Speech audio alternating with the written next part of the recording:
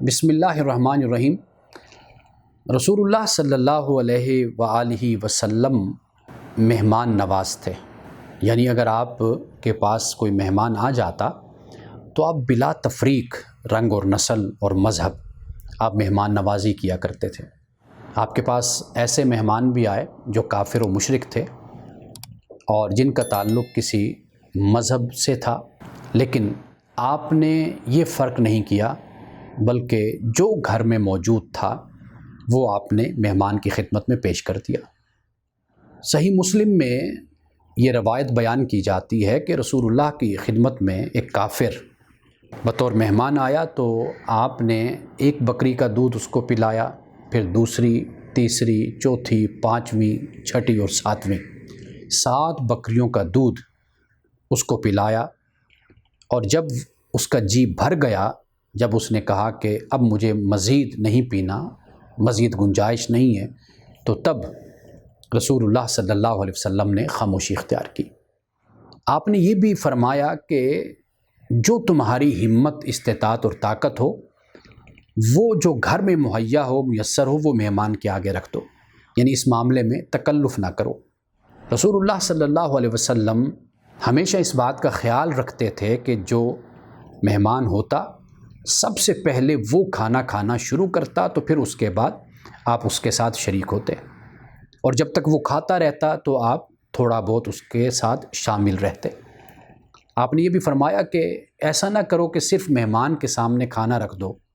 وہ کئی دفعہ شرم میں بھی کھانا نہیں کھاتا۔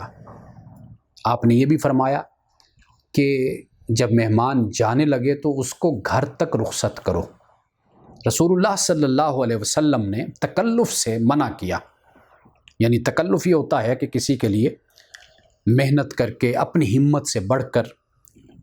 جیسے قرضہ لے کر، ادھار لے کر کسی مہمان کے لیے کھانا بنایا اور پکایا جائے، آپ نے اس سے منع کیا۔ فرمایا جو بھی گھر میں ہے، تمہاری استطاعت کے مطابق ہے، طاقت کے مطابق ہے، وہ مہمان کے آگے رکھ دو۔ رسول اللہ صلی اللہ علیہ وسلم اگر کسی کے مہمان بنتے تو وہ بھی بلا تفریق کوئی بھی آپ کو دعوت دیتا، کوئی یہودی دعوت دیتا، کوئی نصرانی دعوت دیتا، تو آپ اس کی دعوت پر تشریف لے جاتے تھے، اور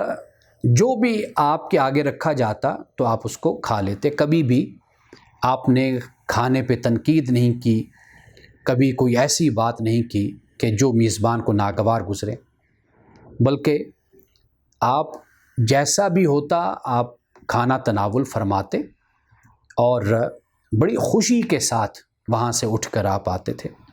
تو رسول اللہ صلی اللہ علیہ وسلم مہمان ہوں یا آپ میزبان، ہم دونوں طریقوں میں یہ دیکھتے ہیں کہ رسول اللہ صلی اللہ علیہ وسلم نے ہمیشہ مہمان کا خیال رکھا، اگر مہمان بنے تو میزبان کا خیال رکھا، اور مہمان یا میزبان دونوں صورتوں میں آپ نے کبھی امیری، غریبی یا مسلم یا غیر مسلم ایسی کوئی تفریق آپ نے نہیں کی تھی۔